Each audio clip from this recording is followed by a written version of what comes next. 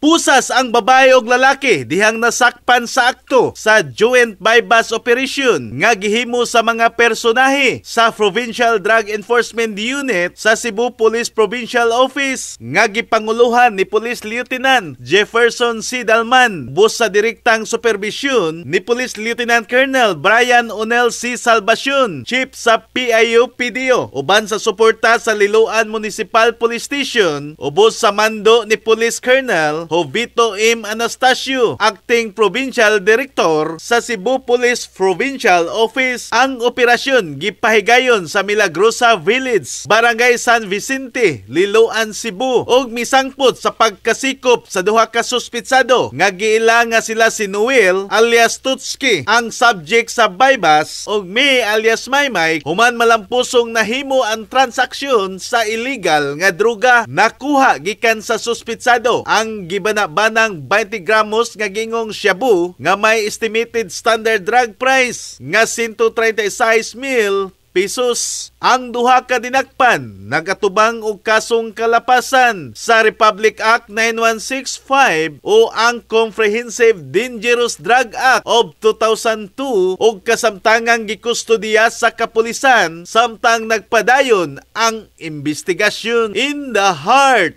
of changing lives, ako si Brigada Alan Tangkawan sa 90.7 Brigada News FM Cebu, the Music and News Authority.